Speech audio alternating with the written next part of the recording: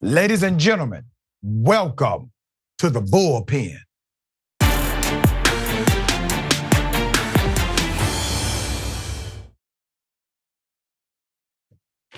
In the Bullpen today, we have Mr. Connor Drigotas, works as the managing editor of the Connecticut Inside Investigator and investigative journalist outlet holding the power to account. We like people like that.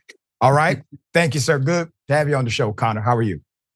Life is good. It's great to meet you. You're looking sharp as always. Well, I'm trying to be like you, dear brother. All right. Let's talk about this, man. Government shutdown almost happened. Matt Gaetz obviously thought he could take McCarthy out. It looks like he's headed out himself potentially. Karl Rove was posed the question on Fox News, hey, why do people keep blaming Republicans for these things? And Karl Rove said, because typically it's their fault. What is your reading of the current 45-day extension and how this is playing out politically for Democrats and Republicans? Well, I mean, I think the most important thing is always to remember as citizens that the ball is in our court. We get to decide how this plays out, right? We don't want to leave the control in Washington, D.C. to decide what happens next. Power should reside with the people. That being said, there was a lot of different elements that I think we need to be aware of right up front. Of course, this package dropped the aid to Ukraine. This was a White House priority, but it also increased federal disaster assistance by $16 billion, which was exactly what Biden was asking for. So Republicans and Democrats, they're going to be at each other's throats in the media, but I think all of us would be wise to take a step back and really acknowledge that this is one big club. We ain't in it, and we need to keep our heads about us so we aren't losing the forest in the trees here. You know, I think you make a compelling point, a point I make often. They will basically create a cultural storm in the media and debate about it, continually debate about it, while voting the same way on economy, voting the same way on banks, voting the same way on higher education. But they will seem polar opposite in the media battles, but that's really the minority of disagreement. The majority of things, they're still voting the same way on, which typically is actually adverse to our best interest. So when you look at some of the spending, right? You're dropping the aid to Ukraine, you're increasing some of the domestic spending for aid. But let me ask you the question about the affiliation of Matt Gaetz. And Matt Gaetz, he says he's against it in principle because we continue to pass these bills that continue to increase the deficit and the budget. But no one was saying any of this when Trump was raising the deficit, increasing the budget, increasing spending. And the truth is, all presidents have their, let's just say, biases when it comes to what they would like to fund and defund. So why do you think Gaetz is all of a sudden acting as if he truly gives a damn about fiscal conservatism?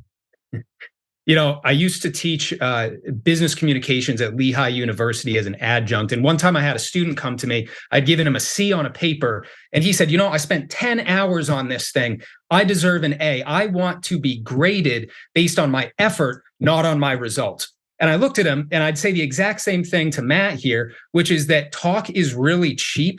But when it comes down to it, you have to put your best foot forward, and it's your actions that you are responsible for at the end of the day. And I think that could be said of a lot of different representatives, senators, the president, and a huge number of folks in the administrative state after this weekend.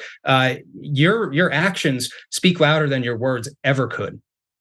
You know, the federal government is the largest employer of single employer of Black people in America. And obviously a shutdown adversely impacts a lot of people, and by extension, kind of adversely impacts everybody, right? I wonder, how did Matt Gaetz and a couple of others think this would play out when you really don't have either of the political parties having an appetite to shut down the government? There are times when they seem to have that appetite. This did not seem to be the political narrative for this one, but they seem to be out of touch. What say you to that? Well, first and foremost, I think you have to have compassion, right? Politics, you know, the government doesn't do anything. Collectives can't act independently. There's no such thing as an independent collective. So at the end of the day, this is all human beings who are doing things. And downstream of that is that there's a very real human effect of all the different decisions that are made on Capitol Hill. So I feel for all of the people who work in the federal government who would have been negatively impacted by this. And certainly the media did not hold back on making that point again and again and again. I think, referencing the trash collector in the offices and the librarian and the cafeteria worker. But at the end of the day, each of us makes decisions about where we're going to work. And quite frankly, the federal government right now is a company that's not providing value. Now, I can easily say no to Google. I cannot buy from Amazon. Heck, even Twitter, I could just say, I'm done with it, as so many people do. But if I try to say no to the federal government, there's going to be a huge problem. And I think that's really important to keep in mind. I have the question of why these people at all levels of government are working for an organization that, according to Brown University, has killed 387,000 civilians since 2001. Yes, we need accountability at the top from people who are making decisions, but quite frankly, at every level of governance and also among citizenry, we need individuals who are going to stand up for the right decision, the moral decision, and say enough is enough. Here's how I think you solve it. And I agree with your sentiment. Enough is enough. This is insane. Here's how you solve it. I want to get your response on record. When the government shuts down, make sure that everybody else's paycheck is tied into the paychecks that the members of Congress get. That everybody else's benefits are tied into the benefits that a member of Congress gets. That means that when the government shuts down, members of Congress who only have one true job based on Constitution, and that's to pass a budget, that the members of Congress, when they cannot do their jobs, they don't get paid any money. Now, I think you'll have a whole lot less government shutdowns if you connect all of their money to all of our money. I think that's a great point. And I think it's a first step, right? I think accountability is definitely the end of the road. That's where we want to see everything headed. Personally, I'm of the opinion that congressmen should not be paid. I don't think that if you're going to be a public servant, you should be there for the right reasons. And yesterday, believe it or not, there were individuals calling for a raise for Congress because of the fact that they haven't gotten a raise since 2009. I think that's preposterous. And just one other brief point, because again, recognizing that this isn't just the people who are sitting in Congress, it's the folks who are in each of these different administrations.